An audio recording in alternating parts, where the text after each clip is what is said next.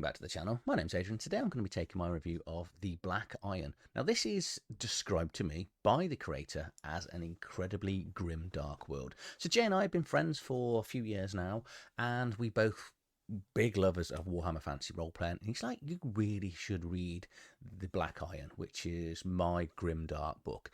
And I want to say probably a year and a half ago, he actually sent me, he was actually one of the first creators to ever send me anything.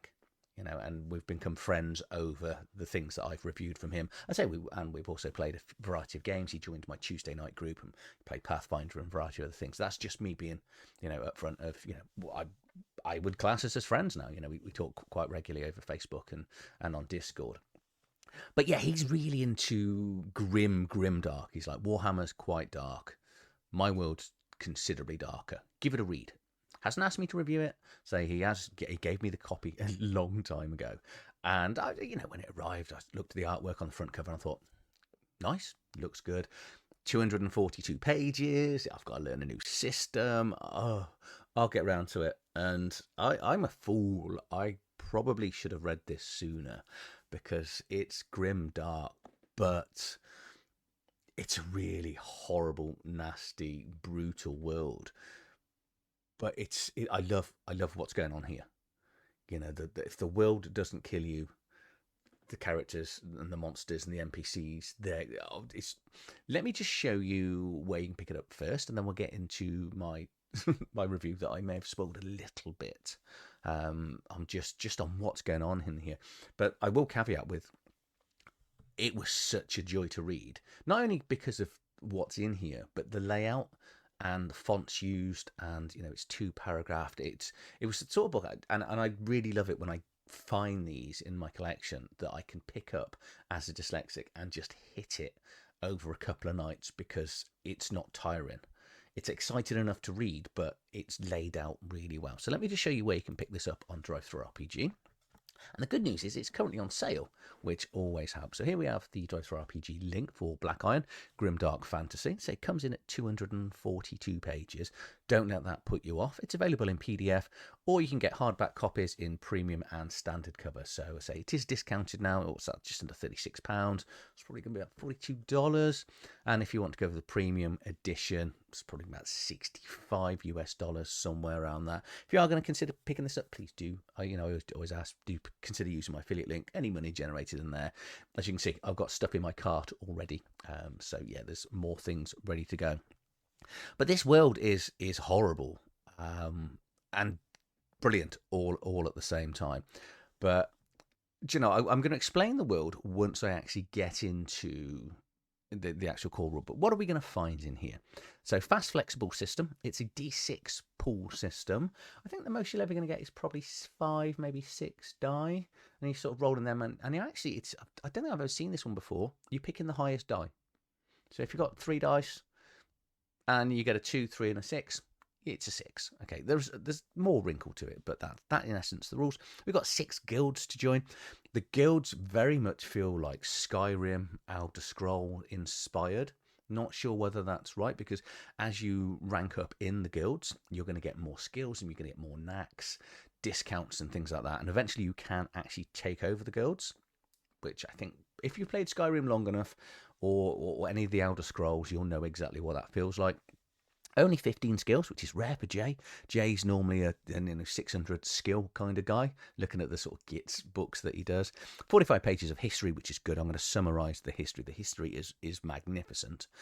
Survival rules, obviously dealing with corruption, poisons. Yeah, you got corruption, and eventually you're going to lose character.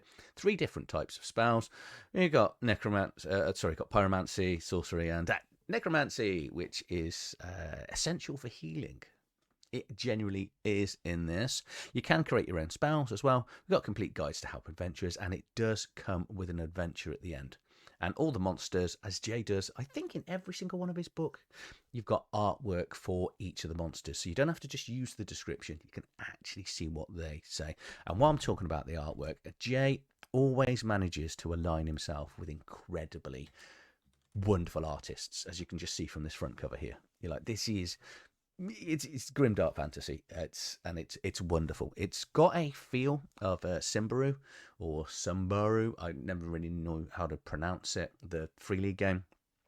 Artwork feels like that. I'm not sure which one came first, but that's got that essence, that world as well, where it just feels, everything's doom and gloom. We're just trying to survive day to day as you're slowly getting corrupted, and then you're going to be checking out because, well, corruption rules are actually the good in here, because as you get corrupted, you also get a little bit better, a little bit worse. So Jay just does greatness. The whole of this book has got this. I don't really know what color this is. It's off white, brown ish color. I'm not very good with colors. My wife's always ribbing me because I don't think I'm colorblind, but I can't tell a lot of colors, but between, I don't know what they're called. And on with this black writing, and it does really stand out. So it stops me getting tired. So I just went through it. So we're going to get through initial, so Dark Steps. It's all hyperlinked as well. So if you do pick up the PDF, if you're going through Dark Steps, which is sort of background into the world, we've got the End of All, which is the history of the world. And then this annoys me. We've got this 14 here, which is page 14. This is version 2.2. Jay, if you're asking someone to pay £35 for a book, I know it's only a petty thing that doesn't change what's in the book. It just annoys me that isn't aligned. But we're going to get through a bit of history in the background here. We've then got 6 Bloodlords, which are very, they feel like elder gods, but they're not gods because they do exist and they do walk around on the land. There's no stats for them, so you can't fight them, and that's because they're going to kill you. We're then going to get into the luck of the dice, which is basically how the game system works. Character creation, the roles, weapons, the guild section. Love the guild section in here, where it's guilds and cults. We then get sort of exploring the world above and below. So there is the pale is the land above, and then there's the underpale, which is the land below, obviously. The arcane, which gets us into the 3 different schools of magic. GM's guidance in here, threats, which is all the monsters and creatures. We then get a couple of NPC characters, and then the anvil, which is the adventure at the end. So action pack. This is all you're going to need. It's your games masters, your dungeon masters, and monsters manual, all wrapped into one book. I say, boom, here we go. Amazing. You just instantly know that this world is absolutely doomed. And while we're doing that, let's do the history. Well, no, we'll actually step into the dark. So we've got the above the pale and then below. So it just takes you through the world itself, which is chapter 2. Players, it recommends, 4 to 5 characters. You could solo this. I'm starting to look for solo ideas because I'm determined to get my family into playing games, even if I do it one at a time. So you are going to need variety of different dice with D4, D8s, and D10s. This is mainly for damage, but the core mechanic is based on a D6. The most important rule here is rule 0 is just to have fun. As I say, on my Discord, I have 2 rules. The first one is don't try and PM each other for selling art. That just annoys me when you join. But more important, don't be a dick. That's it. And I think that's all you need when you're running Games Masters or writing a book.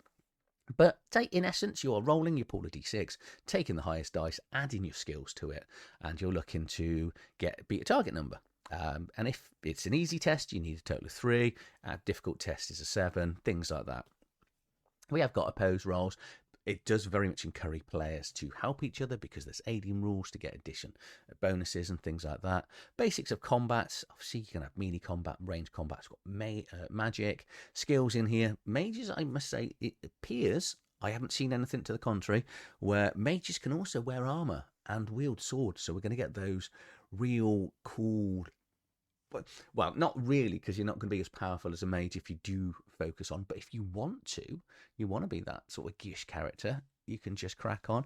Rules for aiming and cool shots. This is I like this. I do like when someone writes a book and goes, here's the basics of the rules before we sort of get into character creation in the world.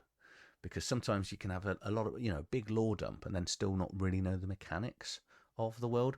But in essence, this is a survival sort of horror game, and that is, yes, we've got those big demon-y creatures in here, but more importantly, you're just trying to survive the world. So let me just explain the world and see why the world is trying to kill you. So we've got several pages here of lore and history, so I'll make it in a nutshell. At the beginning of the time, there was gods and giants. And the gods and the giants kind of went to war. The giants ultimately won out, but the blood of the gods and the giants basically filtered into the earth. From there, the elves were born, and the elves gained magic, and they stayed underground. But they became very powerful. They're immortal in this world, and so they basically became bored. And this is where it takes a really dark turn, because they then discovered the dwarves. And dwarves are really good at building stuff. They have their incredible underground kingdoms. So what did the elves do? Did they make friends? No, they enslaved them. The elves got all the dwarfs to build and manufacture, create everything for them. But the sad thing is, they basically worked them to death. All of the dwarfs died out. And then the elves were like, we can't build anything. We don't know what we're doing. We've never learned any manual skills. So they climb up to the surface and go, humans, let's enslave the whole of the human race, which they do easily and effectively. Then over time, a child is born that develops magic just purely by luck, or maybe it was there and existed for a long time. Nobody knows. And so slowly the humans learned magic, and then the rebellion happened, and it started in the first city, and they just started eradicating all the elves because there's a lot more humans, and when they have the magic that's equal to these immortal elves, the elves didn't have a chance. So what did the elves do? Did they fight? No, they opened up a portal to flee and leave the realm forever. But before that, they pulled down a meteor from the sky to basically wipe out the whole of the planet and kill everyone. It was made of black iron, hence the phrase at the title of the book. So there's no elves, there's no dwarfs. We are left with humans. We've got some half elves because the elves did some pretty sick things to the humans as well while they were enslaved. And then there's like this beast men. So we have got 3 different races of people to play. And we have got different humans depending on the areas, whether you're in the Western Lands, Eastern Shores, or the Shackles, or like the Northern Mountains of the Claws, or the Southern Ashes. It might depend whether, just how beast you are, and so whether you're nomadic or things like that. So again, this very much feels like the Nord and things like that in the Skyrim world. You've got the humans that look the same. However, they will have subtle differences on attributes and skills and things. So here we have the only remaining city, which is aptly titled The Last City, which is, there's quite a lot of detail given to this, but I don't want to sort of spend a lot of time on it because it is a huge book. But it's nicely laid out. But as you can see on the outside, this one here, refugee camps, as this is the only city, I forgot to mention, when the meteor came out, basically dust clouds and everything else. So this world now is basically covered in like meters and ton of ice and frost. And the whole world is just permanently in this. So it reminds me of the Fenris place for the Space Wolves, which I've recently read, which is this horribly sort of ice planet now. So, everything outside is designed to freeze the players to death, but all the humans and the half elves and the beast creatures, the bestial humans, live here now. There's a few people that live out, like nomads and stuff traveling around, but the normal people that want to get on with the life of it, and there's thousands of them now. So hence the reason for the refugee camp on the outside. But also the fun thing when we get into this, so you got like the merchants court district, administration district, temple district, slums, because all cities do have a slum. But we've got the headquarters of all the guilds, including the Mages Guild. It's not really the headquarter for the Mages Guild. We'll get into what Jay's done brilliantly with the Mages Guild. They ain't a guild. They very much feel like a cult. They're almost like the Jedi in essence. That there's that Roman theory that the Jedi are the bad guy because they kidnap kids and force them to become Jedis and follow all the rules and stuff. That is what this Mages Guild is doing here. It's written in a way of, you've got to join the Mages Guild and then you're owned by us. In an essence, it's because of the corruption, but yeah, I don't know. It feels very much more sinister than that. Temple districts, so there is some basic faith in here, and the faith changes when you're above ground or below ground as well. We've got these beggar lords, which pretend to be beggars, but in essence they are really sort of spies from one of the Silence Guilds, just kind of keeping an eye on what's going on in the city. Crime and punishment tends to be quite swift and strict. You break rules, steal things, you're probably going to be killed in the street. So there is a grey order of sort of police or that are allowed to look over the city, but they tend to be more criminals. So yeah, what you really don't want is criminals policing criminals. There is some city militia in there as well, but say, yeah, it's broken down into 6 different districts. There's lots of lore and adventure ideas in here. And then we get the Black Fort, which is the home of the mages. So this is your Jedi Academy, where the players say, if you are a novice, which is the background where you've learned any magic, it's mandatory you go here.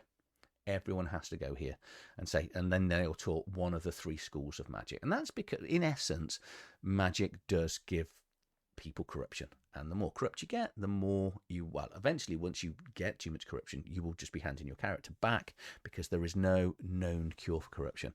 Hints at curing corruption, and as a games master, you're going to be finding things out there that possibly might help with the corruption as well. We're then going to look at the Pale Lands, which is breaking that. So there are different cults and threats out there. But we've got the Relic Knights. The Relic Knights are the most prestigious form of knights. These are, as they sound, these are your warrior casts that go out into the destroyed other cities, because you think the last city is the last city, but there were other cities. So people go out there, they scavenge from there, very much Rey from whichever one, the latest 3 Star Wars films. I can never remember what they're called. It didn't anyway, you get the thing. So they are going out scavengers, but these Relic Knights, they earn their ranks by going up in the guild, in the Warriors Guild, and they will earn their specific armor and weapons and things like that. There are 6 remnants, and these are sort of mysterious, magical type people that, well, they only know where 4 of them are. There are 2 that are missing, but one's in the Grand Library and stuff, but you can't really you can hear them. It's sort of very mysterious. So again, what Jay does in a lot of his books is there's a lot of this. There's here, have some lore. However, go and interpret it however you want to. But I'm sure he'll just bring out further expansions and things for this. We've then got a load of known cities. So these are the existing cities that have been destroyed. And then just a bit of description here. So we've got Vasara here. So the city had the largest harbour on the eastern coast, and it was a bustling merchant city before the fall. It now stands desolate and icebound. The harbour is a graveyard of rotting hulls and broken masts caught with frozen waters. Inhabited by the ice tribes who guard the city against the reavers, further out the worship of the Bloodlord Bastion. We'll get on to the Bloodlords in a second. And it gives you a vague location of where it is, because there's no real maps in here. I was like, I'd love a map in this, but as we go on, there's no real maps. So we've got a basic map of the initial area, and once we get into the Under Pale, again, here you go, this is very much inspired. This looks like a wrecked spire and something you'd expect from Warhammer 40,000, somewhere like that. But Vaughan, the city of Spire here. But then we get the below ground, which is going to give us new roads to darkness, new lost cities. So this is all the dwarven areas. We've got an approximate map here of a Khazad-dûm and Dresden and what's going on in all of these cities. And again, they may be abandoned, they may not be abandoned. The players will go and find out as they get and discover Underground. But Underground also has got its own unique cults as well as banished people. So the banished people, everyone has to join the Mages Guild, but you may end up getting banished because you may get too corrupt, or you focus too much in the necromancy or whatever it may be. So as much as you start in the Mages Guild, you could end up Underground. It's got its own faith in here, and it's got its own threats and creatures and guilds. We're then going to get into mythic artifacts. I like this. I like the fact that there is an essence when I'm reading this, that if you've ever played Numenera, which is very much a post-apocalyptic world, so there's the world underneath the world, and thousands of years have moved on, and you're discovering, I can't remember what it was called in Numenera, but yeah, it feels like this. So we've got these really ancient and powerful relics. It's got like a hint of the last known location of where it's going to be. So as a games master, you can have an NPC ask the players to go and find certain things, and the guilds will want the players to find bits, and as they discover and find more stuff, they can go up in ranks in the guilds and get more powerful. Or they can go, no, crowd is out, we didn't see it, it's stuffed in their backpack or hidden outside the city, because they want to use it for themselves. Or one of the other players might be wanting to rank up in a different guild, and you're going to have these really interesting ideas and things that you can have. So we've got the Iron Shaper here. Last known location, unknown. So, yeah, put that in wherever you want. Right, Bloodlords. This is where it gets a little bit messed up. And I do worry about Jay's mind sometimes, because he just come up with some really gross and horrific things. So there's 6 of these. So that they very much feel like elder gods from the sort of Cthulhu myths off, because they exist in the world. They do walk around and interact. Actually, they don't wander around willy-nilly doing stuff, but the players can meet them. And the art for these is just beautiful on all of them. But we've got some specific Games Master notes here that I'm not going to read out, and then details of what happens when the players meet them. Each of these lords has also got followers, but we don't know much about them. Are these the elven that were left? Are these are the 6 elves that didn't go? Did the elves create them?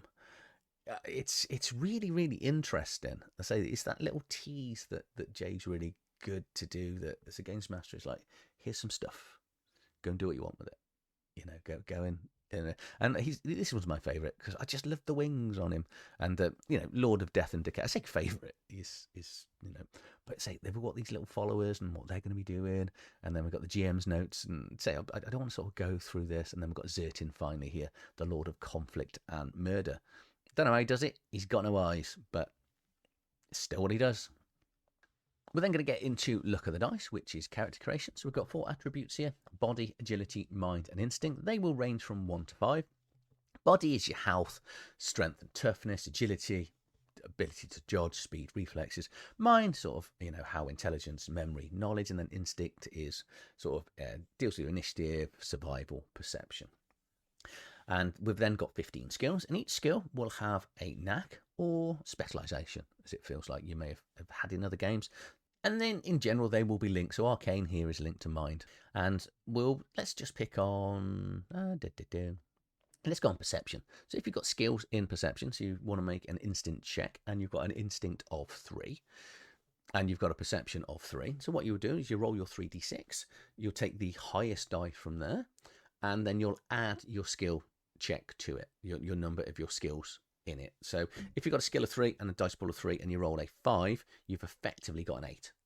That's it. It's as simple as that. But these knacks will do something slightly different. So if we've got a knack in search, when used to discover a hidden location or door, you receive +1 to the skill. So technically your skill becomes 4 for those specific roles. And we've got things like performance, scouting, stealth, survival, social, thievery. If you haven't got a skill and you try to attempt anything, you're effectively rolling at disadvantage. So as opposed to picking the top dice, you're then going to pick the lowest dice. We then get a nice example of the skills and knacks by attribute, and then example really of all the dice rolls. So one thing that you get if you roll an additional 6, that additional 6 will add +1 to the roll. So in this example here, when rolling 3 dice, the result is a 2, a 6, and a 6. So the total is 7, because you use the 6 dice for 1, and then you get a +1 for the additional 6 in here. So the variety of modifiers for helping, snow, rain, and modifiers affect the TN number, not the dice roll. So if you're rolling in darkness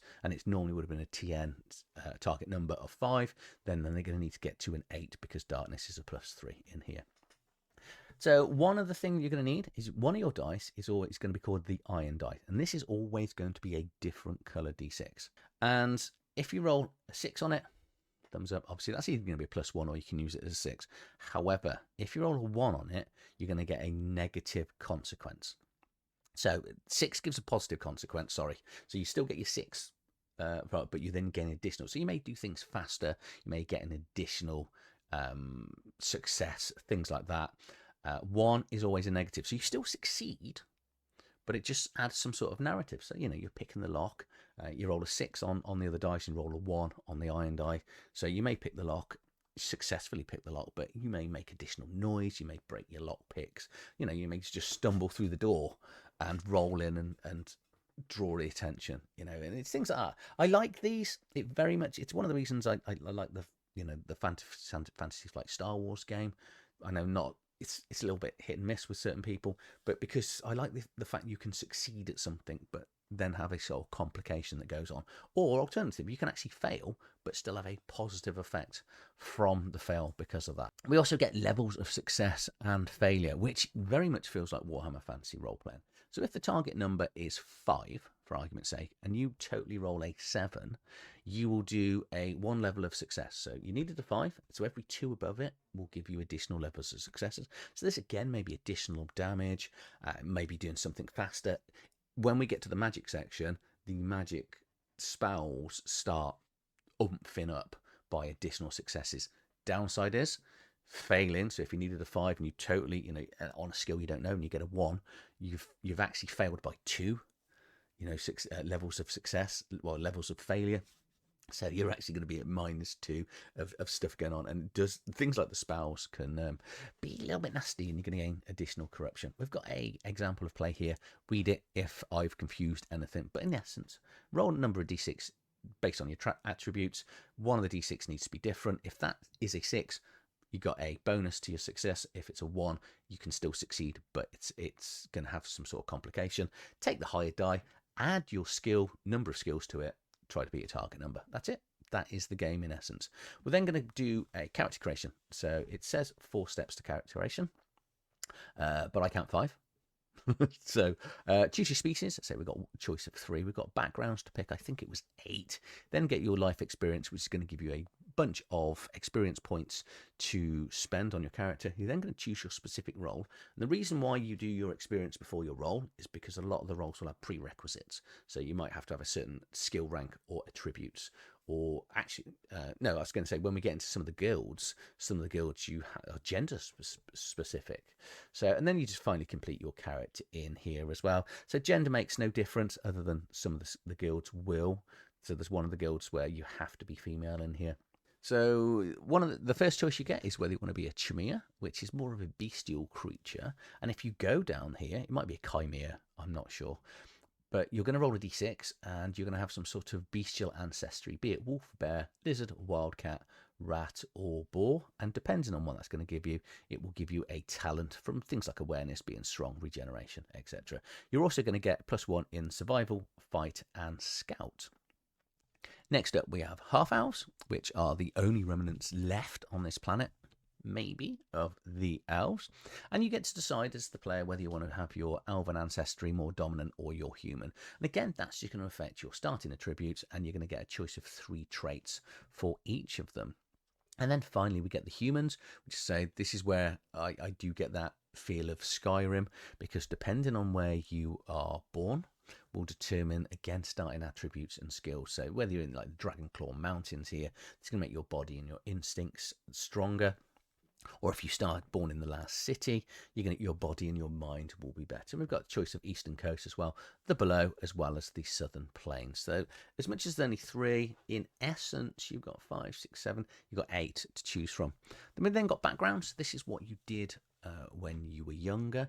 If you want to go down the magic route, you have to pick novice, and it does say here you have to be elven or human, so you cannot be the chimera or chimera, however that they'll Crimea, I'm not really sure. The beast people, we'll go with beast people, I think, from now on. You'll actually see, if you want to be a beast person, the only choice for you is vagrant.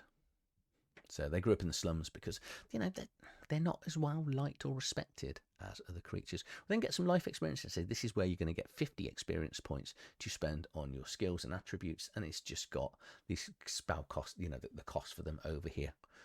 Just remember the maximums are 5. We've then got 4 different classes to get to. Each class, so we've got martial, exploration, arcane, and shadow, and each of them will have a choice of 3 different subclasses. So for the martial, this is like your sword fights and stuff, your sellsword, warrior, and brave. Again, this will give you some bonus skills and a couple of bonus knacks, but it will have prerequisites. So if you want to become a warrior, you will need at least a body of 4 or melee skill of 3+. Hence the reason, I'll just scroll back a second, why you when you're going to spend your life experience points, you kind of need to see what class you want to do first, then spend the points accordingly to make sure you get there. So we've got the martial classes, exploration, things like knowledge brokers, relic hunters, treasure seekers, arcane, necromancy, pyromancy, sorcery, and then shadow is going to give us a thief, bounty hunter, or survivalist. We've then got a few derived stats. So corruption, everyone starts with a corruption of 1. You can actually take a corruption of 2.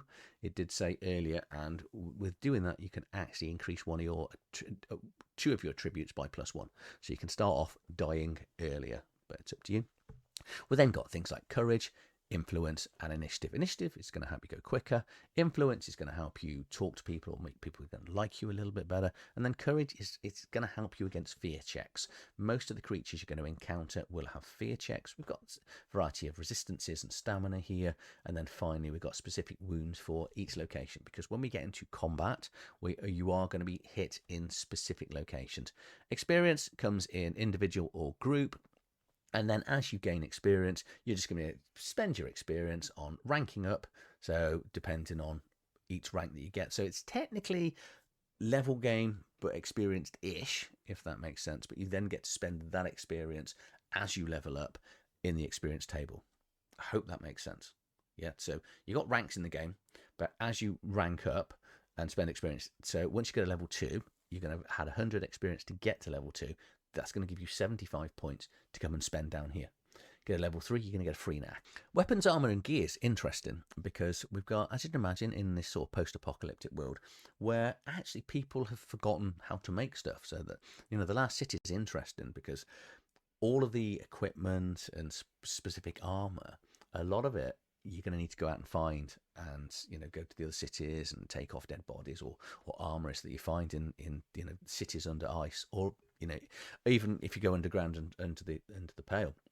But you've got low quality, standard quality, and high quality gear in here. So depending on how well it's made or put back together, or how well it survived over time. But we have got rules for crafting, but there's quite a lot of the missions will be. It does feel like the players are going to be out scavenging, investigating the land, trying to find magic items, food, shelter, new weapons and things. Now, this section is pretty much devoid of images. I like images in my gear equipment sections, but I think we've all been playing long enough to kind of know what things are.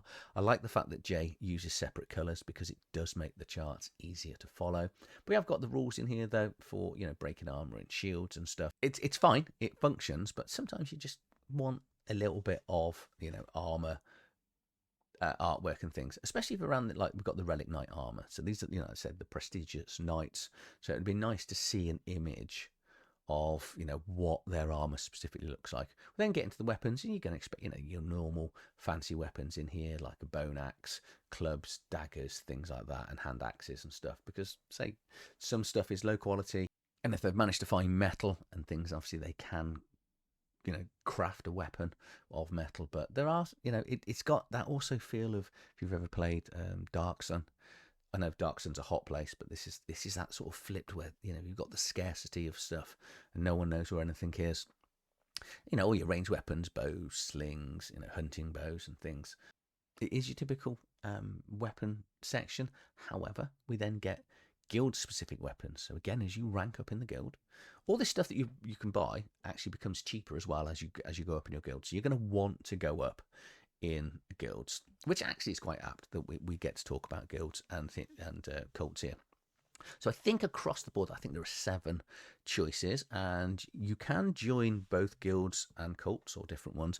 You probably wouldn't want to, just because they are going to have specific goals. And I'm not going to do the magic guild because that's kind of very much, I think you go and find out a little bit more detail. So we've got them, we've got the Guild of Explorers, we've got the Guild of Silence, which is sort of like thieves and stuff like that. So let's just pick on the Fighters Guild. So as you can imagine, the Fighters Guild is a guild for the fighters, which will allow people eventually to become one of the Relic Knights. But you'll start as a novice and trying to get into rank 1. So to get to rank 1, you will need a melee or range skill of +2. But that's going to give you access to the training areas and guilds craftsmen. And as you go up, you're going to benefit from the guild stores. You're going to get additional knacks, specific weapons of choice. Things are going to become a lot cheaper. So I think the players will all sort of move towards guilds, because why wouldn't you? Because it's just going to give you more stuff for free. However, the guilds then are going to want you specifically to go and do things. And depending on which guilds the players join will depend on which alignment they follow. Not alignment as in good, evil, or whatever it may be, but as in what that guild's goal is. So you can have a little bit of a playoff with the players. This is the sister one that I was talking about, where there are a bunch of female assassins, which is quite interesting. But yeah, prerequisite female. So yeah, it's not going to be open to everyone, but if that's what you want to head for, I would. It's quite an interesting cult. And then we get the cult of malice, and then the Grey Order. But yeah, so what was I saying? So you will have all the cults and guilds in there, so that players are free to join them, but strength in numbers, right? So I really have to encourage the players to. I think they will naturally, once one person joins a cult or a guild, and then they start getting additional powers or additional abilities to, the ability to buy things cheaper, I think people will then sort of move to a cult. But ultimately, if you get to rank 5, like in Skyrim, you get to run the cult. You can open your own factions around the world, and you can, such a good thing to do. And because you are leveling up within the cult and getting better for free, yeah, there is a playoff, but yeah, I like it. I do really like that idea. Then get details of exploring the land and travelling across the players, and sort of adventure ideas and hints and tips, about survival, stamina, the weather. It's cold. Looking out the window, it's snowing again. And then we got the impact here of not having water, how difficult foraging is, difficulty checks to rolls, and if they go without sleep and disease, all the stuff that you're going to expect to hurt the players. And speaking of hurting players, corruption. It hurts the players but makes the players better. So in essence, they will see things or go to specific areas. So if they go to like the shackles or the great woods, they will become corrupted by being there. They can get corrupted by picking up specific items or being attacked by corrupted creatures. But as you gain corruption, you will have a temporary corruption. But once you get to 5 temporary corruption, your temporary corruption goes away, and that becomes a permanent corruption point. So as long as you only get to 4 through sleep and resting and a few easy things, the corruption goes away. Once you get to that 5th one, resets, you've got a permanent one. But corruption isn't all bad. So we've got, say, once you get to 10, your character's lost. But more importantly, let's just pick on 3. So you will start to show the physical signs of corruption. This could be yellow eyes, slight scaling of the skin, black blemishes, and so forth. But it will have no adverse effects. But the positive effects will give you resistance to poison and disease, will increase by 1. The negative effect is your influence will decrease. So people can see you're slightly corrupted. But good news is you're becoming more immune to disease and poisons. And this carries on going down. Great work, Jay. So it's not all bad, because corruption can sometimes feel like you're just going to get worse and worse and worse, and then you die. This, you're going to get worse and better, worse and better, worse and better at the same time, and then you will die. You're still going to die, but you're still going to gain some benefits, which is quite cool. Combat and injury. Combat is nice and simple. Effectively, it runs like a lot of games in here. You're going to have 1 movement action and then 1 main action. And so it's cast as a movement and an act, and during your act you can do things like attack, use an item, skill, healing, casting, reaction, and defense. Should be very familiar. Close combat is going to come through from attacking. You can parry. You can go into things like defensive stance, so it's +2 to hit you, +2 to your attacking back. Range combat works in the same way as melee.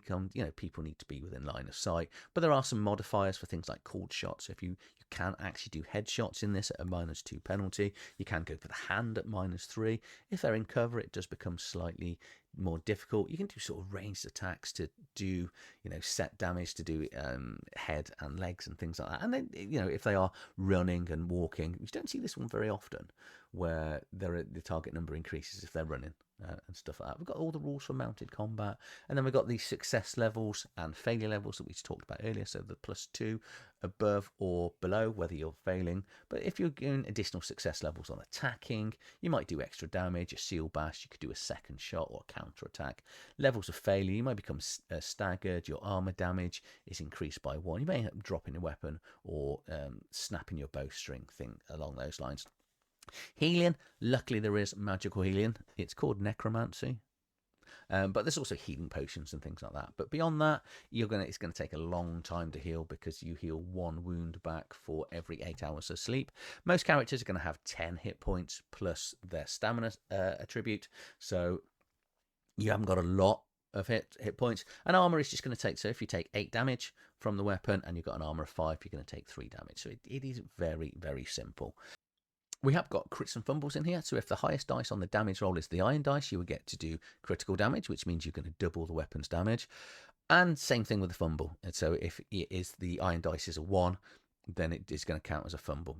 However, there are additional rules at the back of the book for critical tables. Don't do double damage. Do critical tables. If you're ever offered critical tables, which are going to do sort of game-changing things, as opposed to just normal, I'm going to say boring double damage, always pick the critical tables. Got the rules here for stress and things like that. So, say as they meet creatures, they are going to need to overcome, using a courage roll. And again, we've got levels of success and failure. They can, if they fail hard, they can take specific damage from that.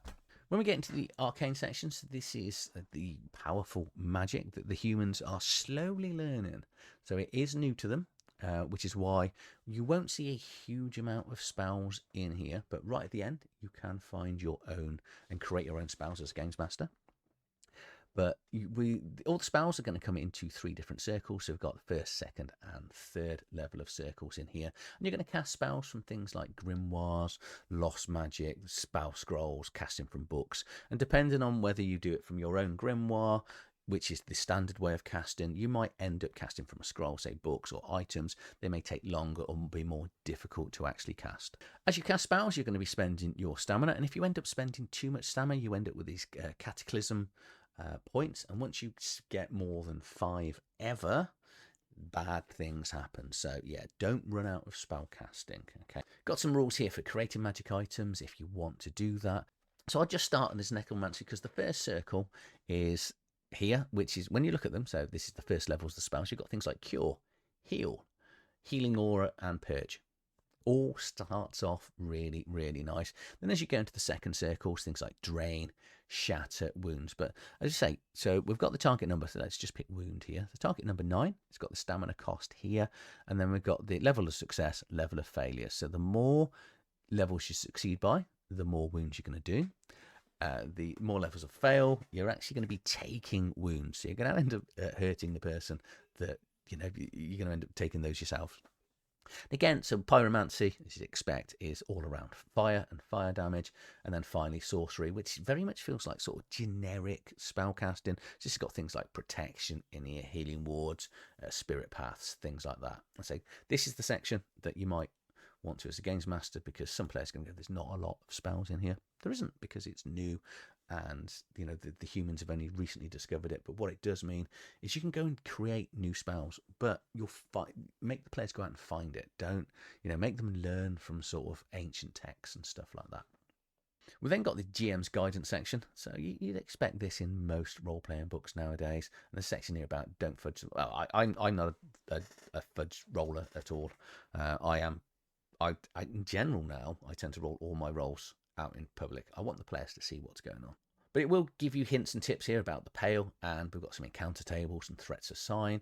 Mapping the Pale, this is what I was talking about when I was sort of saying, we've got some basic map here, which gives you an idea of what's going on. But in reality, the cartographers, all the maps, no one really knows what's going on, and especially once we get to the below. But we have got some random environments and some threats and some ruins and things. So we've then got some adventure seeds here and some sort of things. So travellers are being killed along the dark roads. So send the players out to go and investigate. The family wish to have someone removed, nice and sinister. Details then about general feel of the world. It's a grim, dark, harsh world. Everything is trying to kill them, from the NPCs to the monsters to the world itself. Characters will die. There will be deaths. It's not a may, but it's a will. So just make sure that you explain to the players that this, whether it's corruption, whether it's physical damage, whether they freeze to death, variety of, the things that are going to go on. We've then got some, say, this is the optional rules here for the crit tables. Not optional rules, just put them in. It's so much more interesting than taking double damage to have, a punctured foot, -1 to agility until it's healed. it's more interesting. It's going to make combats more interesting. It's going to make playing the characters more interesting. And if the NPCs survive, the players will remember certain scars and stuff that they've been given, and they've given to the NPCs. We're then going to get into the monster section. I love the fact that nearly everything that I ever read of Jay's, we're going to get stuff like this. So actually, I should just quickly explain. So each of the monsters have got a fear rating, which you're going to need to roll above so you don't run away, or potential for mental scars, things like that. But we've got, threats and abilities. So these are keywords that are going to be attached to the creatures. Then there might be monstrous natural weapons, natural armor. But all of them are going to be like this. You're going to get a full page art. Details here of the Ash Gnomes, the tribute box, skills, fear rating of 6, which is quite high. As you imagine, we've got the derived stats, number of wounds, 13 in here, the type of armor, and then the damage and stuff it's going to take in here. And some of this is wild and crazy, but the artwork is just absolutely brilliant. So we've got things like fanatics, this girl here, which is some sort of frozen zombie type creature, greater and lesser abominations. You don't really want to run into any of these things. I'll just skip past this big ice worm here, which it's just enormous. 32 wounds, and it's got a natural armor of 5 AP. It's going to take a lot to get down.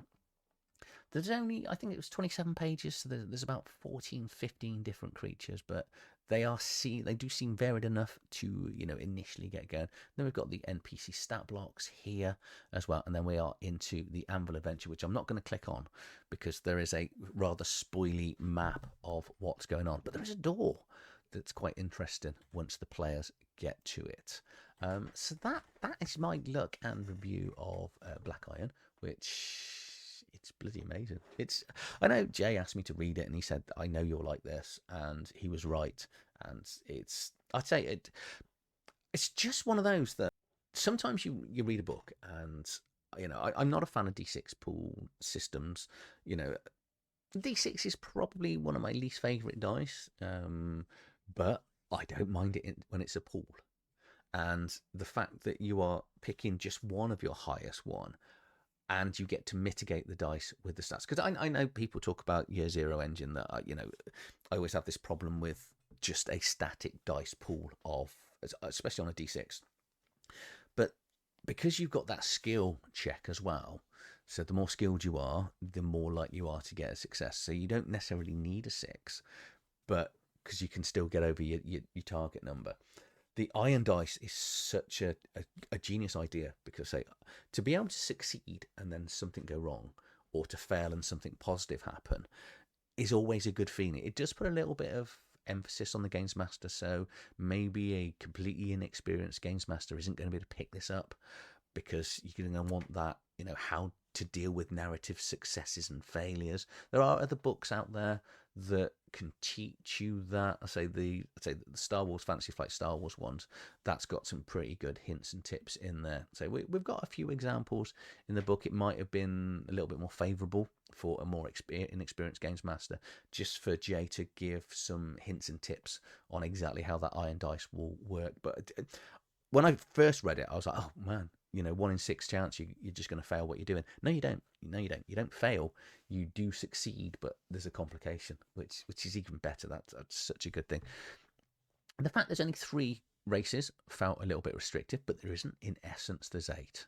So you could sit and moan with Skyrim. There's only 3 or 4 races in Skyrim, because 4 or 5 of them are humans. I know you've obviously got lizards and cats and a variety of other stuff, and that you get that feel for this. And especially once we then get into the cults, which and the mage guild, which it's not a guild, it's a cult. If it's mandatory, it doesn't feel like a guild. A guild is something that's voluntary, and it's everything is nice, because come to us, we're going to help you create magic and all that, we're going to look after you. But you have to, but there's hints and tips throughout the whole book. There's that bit about the corrupted mages that have left and go in the underworld. I really want to see where this goes from here. Are the elves going to come back? Are those big demon things, are they actually the elves? What about the remnants? Well, there were 6 of those, and then there's 6 of these demony lord type things. Are they the same things? I don't know. I generally don't know. And I don't know what I would do as a games master. And that I think that, as I've said time and time again throughout this review, I think that is the beauty of this, is you've got this wonderful world with a huge amount of lore and stuff that's going on, but from a games master point of view, you're completely free to have what you want. I'd be tempted to put a dwarf in, maybe two, you know, a male and a female dwarf, and just have the last of the dwarfs floating around. I don't know. It's, yeah, I'm so glad Jay sent me this, and I'm really sorry that it's taken me so long to actually get round to looking at this and reviewing it, because he's right. He's right. It is. Is this his opus mentis? Is that the right word? I don't know. Is this? I just feel very much like this is his, probably his best book that he's written, and he's written some really good books, but this is definitely his best fantasy book, and it is dark and mean and horrible. It is basically Warhammer but worse. I'm going to leave it there. Well, actually, if you are going to pick this up, obviously do consider using my affiliate link, because it is on discount now. Just get rid of that 14. That's the only thing I find that really annoys me, and I hate to end on a bombshell, so I'm just going to say it's bloody brilliant. And if you've liked this video, please like, share, subscribe to the channel. See you on the next one. Thank you for watching.